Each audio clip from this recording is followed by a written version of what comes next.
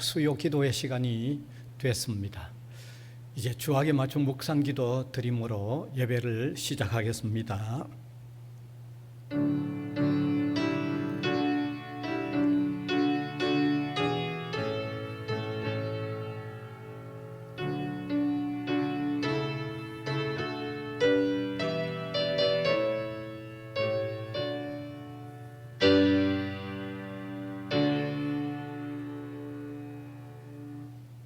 찬송가 95장입니다.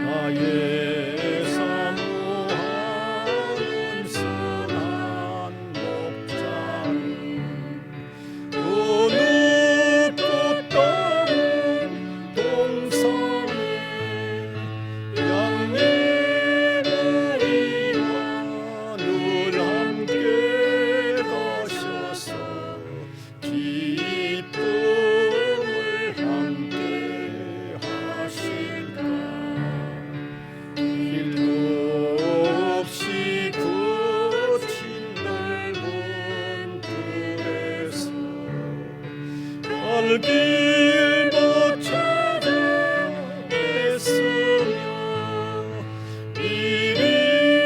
이리저리로 헤매는 내 모양 저 원수 조롱하도다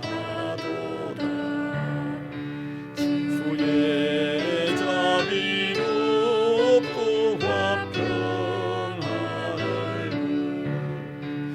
모든 천사도 반기며 주의 놀라운 진리의 말씀에 천지가 화답하도다. 나의 진정 사모하는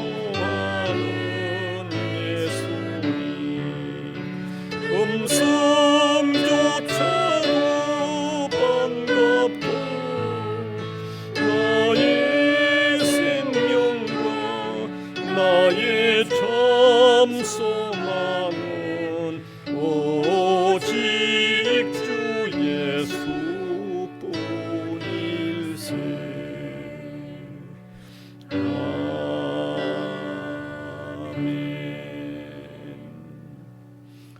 정용각 집사님께서 기도 인도하시겠습니다.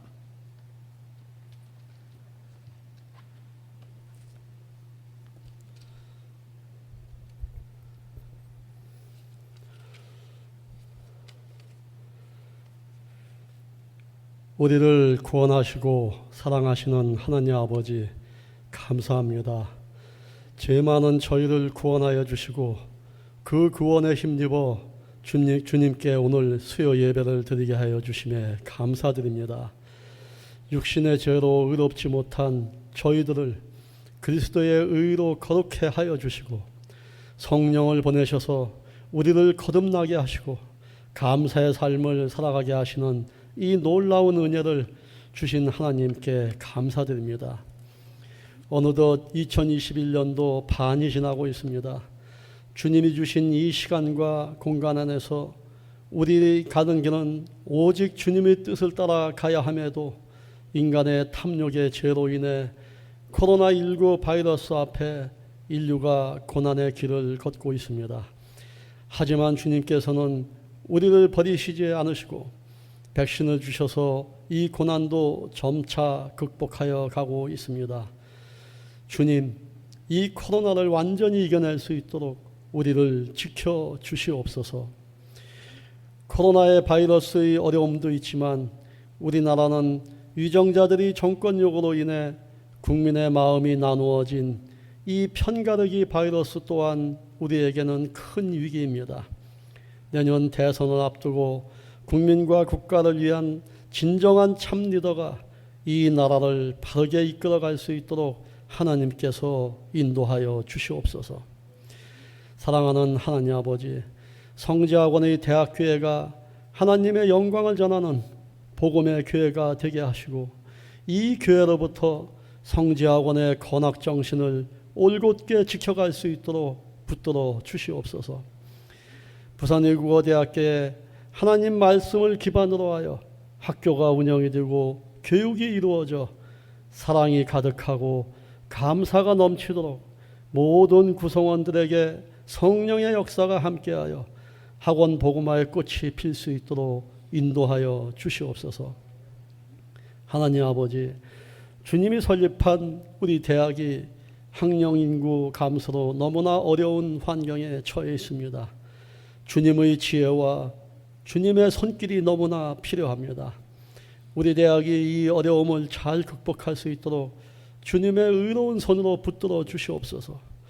그래서 학생, 교수, 직원 모두 하나가 되어 힘을 모아 이 위기를 극복하고 주님께 감사와 찬양을 드리는 대학으로 인도하여 주시옵소서.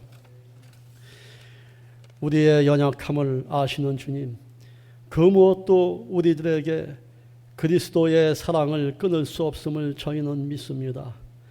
연약한 저희들에게 주님의 사랑의 손길이 필요합니다.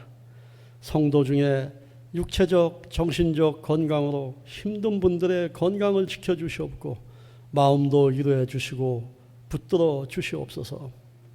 하나님 아버지, 오늘 제6계명의 완성을 위한 가르침의 말씀을 전하시는 이북수 목사님께 성령이 함께 하셔서 말씀을 듣는 저희들에게 은혜로 충만하게 하여 주시옵고 그 말씀을 통해 저희들이 많은 깨달음과 참 소망을 갖도록 인도하여 주시옵소서. 오늘의 예배를 위해 수고하는 손길과 헌신하며 함께하는 성도들에게 은혜와 믿음을 더하여 주시고 기쁜 마음으로 함께할 수 있게 하여 주시옵소서. 감사드리며 예수님의 이름으로 기도드립니다. 아멘.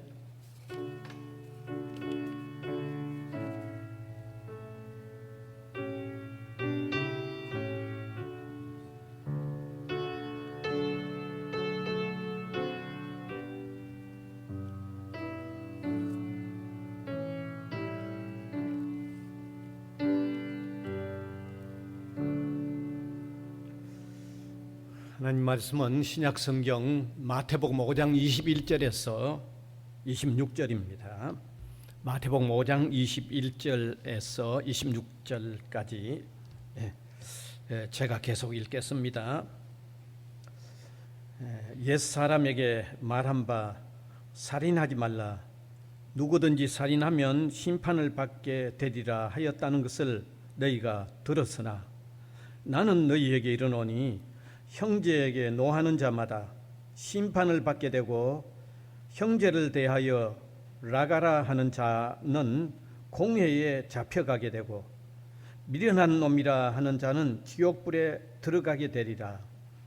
그러므로 예물을 제단에 드려다가 거기서 내 형제에게 원망 들을 만한 일이 있는 것이 생각나거든 예물을 제단 앞에 두고 먼저 가서 형제와 화목하고 그 후에 와서 예물을 드리라.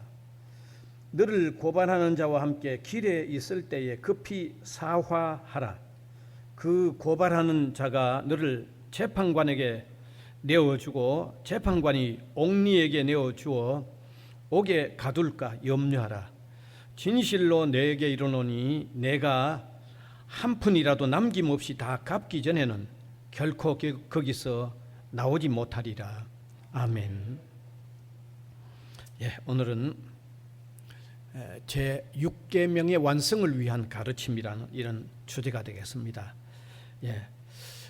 요즘 계속해서 예수님께서 가르쳐 주셨던 산상 설교의 내용이 계속되고 있습니다. 지난 수요일은 기억하시리라 생각합니다만은 마태복음 5장 17절에서 20절 오늘 읽은 앞부분에 예수님이 율법을 완성하려고 오셨다는 사실을 밝히셨던 것입니다. 그래서 이어지는 오늘 21절부터는 율법의 대표적인 10계명 가운데 몇 가지 계명을 하나씩 차례로 어떻게 지켜야만 구체적으로 그 계명 하나하나를 바르게 지킬 수 있는지를 말씀하신 내용입니다. 그러니까 지난 17절에서 20절 지난 수요일에는 전체적으로 예수님이 율법의 완성을 위하여 오셨다는 것만 밝히셨는데, 이제 오늘 내용부터는 그 율법의 대표적인 10계명 중에 한 계명을 구체적으로 예를 들어서 어떻게 지켜야 더 온전하게 지킬 수 있는지에 대한 설명이라는 말씀입니다. 그런데 오늘 21절에서 26절 읽은 이 본문은 6계명을 구체적으로 어떻게 지켜야 더 온전하게 지킬 수 있는지를 말씀하신 것입니다. 여러분, 6계명은 아시다시피 살인하지 말라는 내용이죠. 그러면 살인하지 말라는 이 6계명을 예수님은 어떻게 지켜야 온전하게 지킬 수 있는지 말씀하신 내용에 한번 같이 들어가 볼 수 있기를 바랍니다. 첫 번째는 구약시대부터 내려온 유대인들의 살인에 대한 이해가 어떠했는가를 예수님이 압축해서 말씀해 주셨습니다. 본문 21절입니다. 같이 읽읍시다. 옛사람에게 말한 바 살인하지 말라, 누구든지 살인하면 심판을 받게 되리라 하였다는 것을 너희가 들었으나, 이렇게 말씀하셨죠. 이 말씀은 예수님께서 유대인들이 구약 시대부터 살인하지 말라는 제6계명에 대하여 그들이 어떻게 이해하여 왔고 들어왔는가를 압축해서 말씀해 주시는 내용입니다. 이 예수님의 말씀에 의하면 유대인들은 살인을 반드시 육체적인 살인만을 살인으로 이해해 왔다는 것입니다. 그리고 그 살인자는 반드시 심판을 받아서 사형에 처하도록 해 왔다는 겁니다.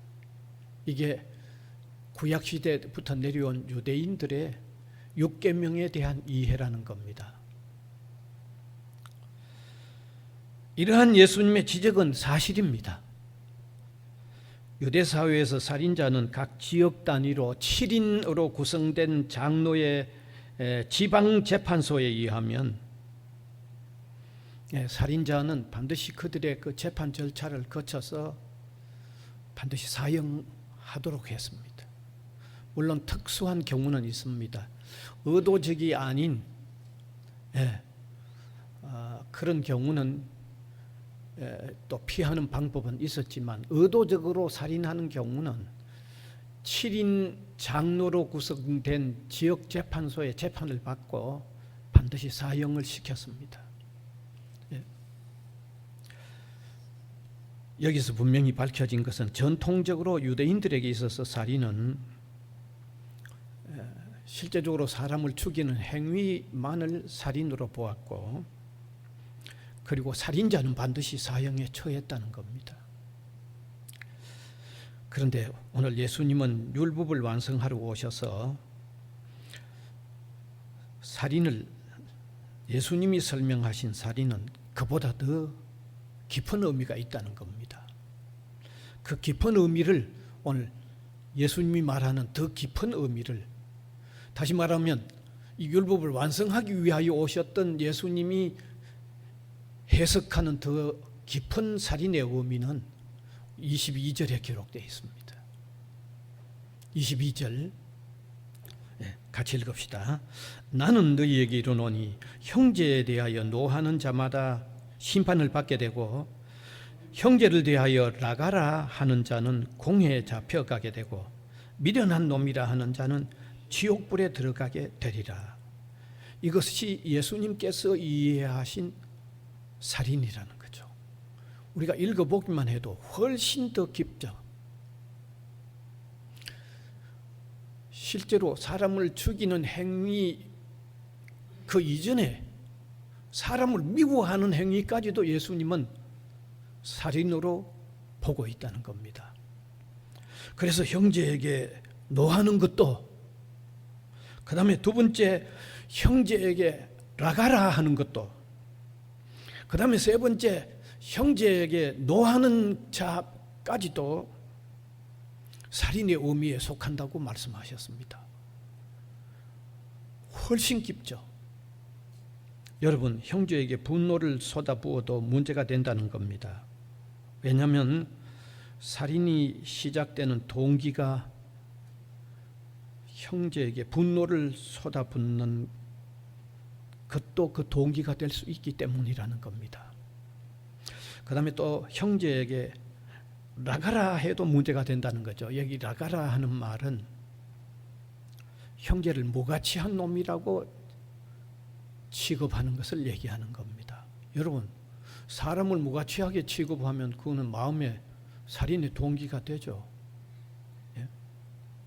그 다음에 세 번째, 또 형제를 무가치하게 여기는 마음을 떠나서 형제를 미련한 놈이라고 취급하는 것도 마음에 살인의 동기가 된다는 겁니다. 미련한 놈으로 취급해도 어떻게 보면 그 동기 중에 하나가 될 수 있는 거죠. 따라서 율법을 완전하게 하러 오신 예수님은 제6계명의 살인을 하지 말라는 말씀에 대한 해석을 훨씬 더 깊은 의미로 해석을 하신 겁니다. 앞에 유대인들이 이해했던 거하고 예수님이 말씀하시는 거하고 차이를 느끼시겠죠? 훨씬 더 깊습니다. 예수님이 해석하신 살인에는 표면화되어진 행동만을 본 게 아니고 마음에 품은 동기부터도 다룬다는 겁니다. 이렇게 마음의 동기에서부터 발생하는 인간의 죄로 이미 지적하셨다는 사실입니다. 이러한 예수님의 완전한 해석은 결국 다음과 같은 두 가지 결론에 도달하는 것입니다. 결과를 일으키는 거죠. 하나는 인간은 누구도 예외 없이 모두 죄인일 수밖에 없다는 결과를 일으키죠. 여러분, 사람이 행동화되지 않는 마음의 동기부터 다 죄가 된다고 지적을 한다면 여기 해당 안 되는 사람이 있을런지 여러분 한번 솔직히 대답하세요. 여기 저촉이 안 되는 사람은 아무도 있을 수가 없습니다. 마음의 동기는 안 나타나서 다른 사람에게 안 보일런지 몰라도 그 동기 자체가 나쁘면 결국 나쁜 행동을 일으킬 수 있는 요인이니까 요인부터 문제가 있다고 지적하면 여기 저촉이 안 될 사람이 누가 있을는지 한번 솔직히 대답하세요. 첫 번째는 그런 결과를 일으키고, 그 다음에 두 번째는 예수님을 영접한 신앙의 사람들은 율법을 지킴으로 구원된 것이 아니라 예수님을 믿음으로 구원이 됐습니다. 그러나 구원된 것에 감사하는 마음과 구원된 사람으로 더 구별된 삶을 사는 표준으로 율법을 지키려면 외면적인 행동 이전에 내면적인 마음부터 더 바르게 추스리고 더 바르게 가져야 한다는 결과를 던져주는 거죠. 이 두 가지가 그 결과죠. 여기 이러한 자세로 율법을 우리가 지키려고 한다고 하면 신자는 마음부터 바르게 다스려 가져야 한다는 것을 우리는 깨달아야 되는 겁니다. 행동하기 이전 마음부터 바르게 가져야 한다는 것까지 우리 신자는 깨달아야 한다는 것입니다. 그래서 예수님의 해석을 따라서 율법을 지키려 하는 신자들은 마음부터 바로 서는 이런 삶을 살아야 한다고 하는 것을 우리는 깨달아야 되는 것입니다. 그 다음에 크게 세 번째, 그러면 6계명, 살인하지 말라는 계명을 더 잘 지키려고 하면 반드시 화해하는 정신이 필요하다는 것을 말씀하셨어요. 화해하는 정신을 철저하게 가질 필요가 있다는 것을 말씀하셨습니다. 네. 두 가지 측면에서 말씀을 하셨는데, 첫 번째는 먼저 형제와 화해하는 토대에서 제물을 드리라고 말씀하신 것입니다. 본문 23절에서 24절입니다. 같이 읽읍시다. 그러므로 예물을 제단에 드리려다가 거기서 내 형제에게 원망 들을 만한 일이 있는 것이 생각나거든 예물을 제단 앞에 두고 먼저 가서 형제와 화목하고 그 후에 와서 예물을 드리라. 제단 앞에서 하나님과의 수직적인 관계에 들어가기 전에 형제와 수평적인 관계에서 잘못들을 반성하고 회개하고 화해하라는 것입니다. 하나님께 제물을 드리는 일을 하기 전에 먼저 화해하라고 하는 말씀을 하신 것은 대단히 구체적이고 대단히 실제적인 말씀입니다. 왜냐하면 이스라엘 백성들에게 있어서 제물을 드리는 일은 피할 수 없이 중요한 일인데 그 일을 시행하기 전에 먼저 형제 사이에 서로 맺혀 있는 관계를 푸는 화해를 먼저 하라는 겁니다. 예, 화해를 먼저 하는 정신이 살인하지 않는 아주 실제적인 실천 내용이라는 것을 말씀하시기 위해서 화해를 먼저 하라는 겁니다. 사실 화해를 먼저 하고 제단에 제물을 드리라고 하는 이런 원리는 예수님이 여기만 말씀하신 게 아니고 다른 부분에도 말씀하셨어요. 성경 두 곳만 찾아보면 잘 알 수 있습니다. 하나는 마가복음 11장 25절입니다. 같이 읽읍시다. 서서 기도할 때 아무에게나 혐의가 있거든 용서하라. 그리하여 하늘에 계신 너희 아버지께서도 너희 혐오를 사하여 주시리라 하시니라. 기도 생활을 하는 일에도 먼저 용서와 화해하는 생활을 실천하면서 기도 생활을 하라는 말입니다. 기도 생활에도 화해와 용서를 먼저 실천하면서 하라는 말입니다. 그 다음에 다른 곳은 이미 우리가 잘 아는 말씀인데 마태복음 6장 12절입니다. 같이 읽읍시다. 우리가 우리에게 죄 지은 자를 사하여 준 것 같이 우리 죄를 사하여 주시옵고.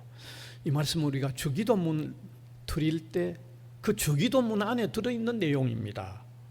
무슨 내용입니까? 다른 사람의 잘못을 용서해 주면서 화해하는 것과 하나님으로부터 용서를 받게 되는 조건을 말씀하셨어요. 내가 다른 사람을 용서하고 화해해 주는 조건에서 하나님의 화해를 내가 받을 수 있는 것을 말씀하고 있는 거죠. 그만큼 6계명을 지키는 일에 있어서 실제적으로 중요한 것은 서로 용서하고 화해해 주는 그 정신으로 사는 일이 필요하다는 것을 예수님은 지금 말씀하고 있는 겁니다. 그 다음에 또 하나는, 두 번째는 길에서 송사하는 자와 사화해야 된다고 하는 말씀을 두 번째로 말씀하셨어요. 첫 번째는 제단에 예물을 드리기 전에 먼저 용서하고 서로 화해하라고 얘기했고, 두 번째는 재판받으러 길 가는 길에 서로 사화할 일은 사화하라고 말씀하셨어요. 그게 25절입니다. 같이 읽읍시다. 너를 고발하는 자와 함께 길에 있을 때에 급히 사화하라. 그 고발하는 자가 너를 재판관에게 내어주고 재판관이 옥리에게 내어주어 옥에 가둘까 염려하라. 이 말씀은 소송에 해부되어 법정으로 가는 길에서까지도 사과할 일은 사과하고 화해를 실천하는데 최선을 다해라, 그런 말씀입니다. 다시 말하면 어떤 일이든지 누구와의 관계에서든지 그리고 어디에 있든지 사과할 일과 화해해야 할 일을 반드시 해야 된다는 말씀을 하시고 계시는 것입니다. 여기 예수님께서 두 번째로 지금 하신 내용에 대해서는 반드시 일반 법정으로 가는 길에 이루어져야 할 것에 대한 가르침이라고 하기보다는 인생이 하나님의 심판대에 서기 위하여 가는 그런 인생길에 대한 내용이라는 해석을 하는 학자들도 있습니다. 그러니까 반드시 일반 법정에 가는데 가기 전에 서로 사과하라고 하는 그런 내용으로 보이지만 어떤 학자들은 은유적으로 해석을 해서 결국 인생이 하나님의 법정에 서서 심판을 받을 텐데 그 심판을 받으러 가기 전에 세상에 살 때에 서로 사과할 일은 사과하고 화해할 일은 다 하라고 하는 그런 내용이라고 해석을 하기도 합니다. 그런 해석이 좀 타당하다고 여겨지는 것은 오늘 26절의 말씀을 보면 조금 납득이 갑니다. 26절 같이 읽읍시다. 진실로 내게 이르노니 내가 한 푼이라도 남김없이 다 갚기 전에는 결코 거기서 나오지 못하리라. 다시 말하면 소송에 회부되어 법정으로 가는 길에 사과와 화해가 되지 못하여 결국 감옥에 가두어진 상태가 되면 마땅히 받아야 할 전체를 다 치루어야 하는 결과에 이르고 만다는 것을 내용으로 하고 있죠. 그래서 인생길을 다 간 후에 하나님의 심판 이후에는 다시 기회가 없고 그 결과를 다 받아야만 하니 하나님의 법정에 서기 전에 사과할 일 다 사과하고 화해해야 할 일 모두 해결해야 한다는 그런 마음으로 세상 살면서 사과할 일 철저히 사과하고 화해할 일 철저히 화해하라는 겁니다. 그런 정신으로 사는 것이 제6계명을 온전히 지키는데 필요한 실천적인 정신이라는 것을 예수님은 이렇게 구체적으로 가르쳐 주신 것입니다. 이제 말씀을 마무리하려 합니다. 예수님은 6계명을 살인하지 말라는 그 의미를 바르게 가르쳐 주시면서 더욱 온전하게 실천하는 데 필요한 내용을 우리에게 말씀해 주셨습니다. 철저한 용서와 화해의 삶이 죄 6계명을 지키는 데 중요한 실천적 사항이라는 것을 말씀해 주셨습니다. 사랑하는 성도 여러분, 우리 그리스도인들은 위로 하나님의 사랑을 받은 사람들입니다. 그래서 우리 사람들 간에도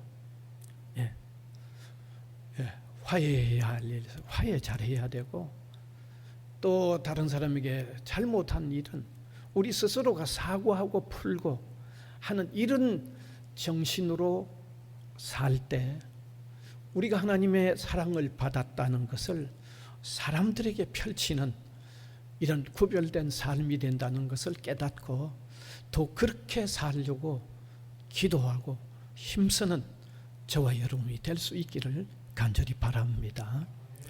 은혜의 주님 감사를 드립니다.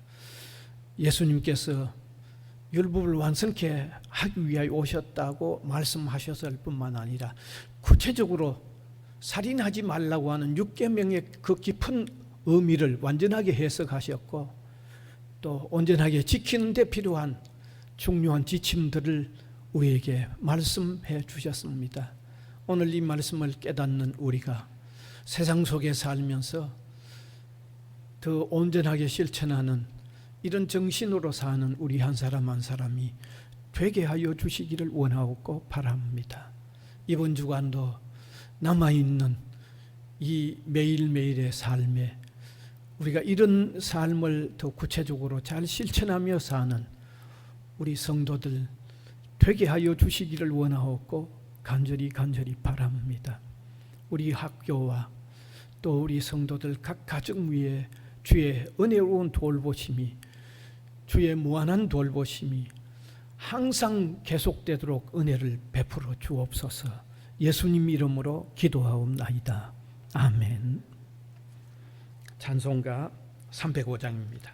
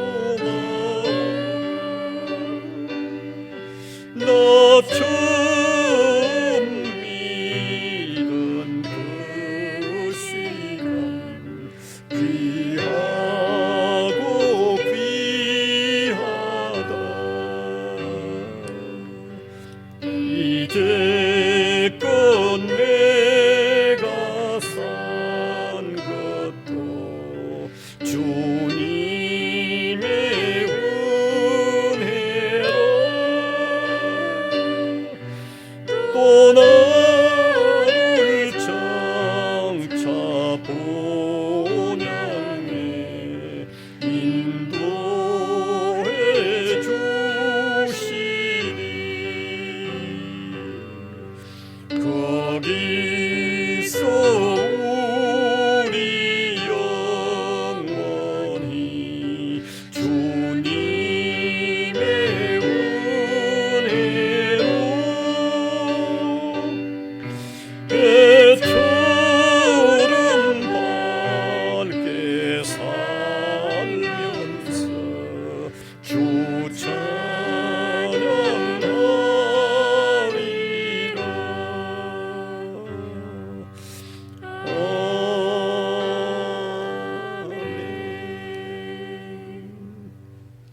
주님 가르쳐 주신 기도 드리겠습니다. 하늘에 계신 우리 아버지여, 이름이 거룩히 여김을 받으시오며 나라가 임하시오며 뜻이 하늘에서 이루어진 것 같이 땅에서도 이루어지이다. 오늘 우리에게 일용할 양식을 주시옵고 우리가 우리에게 죄 지은 자를 사하여 준 것 같이 우리 죄를 사하여 주시옵고 우리를 시험에 들게 하지 마시옵고 다만 악에서 구하시옵소서. 나라와 권세와 영광이 아버지께 영원히 있사옵나이다. 아멘.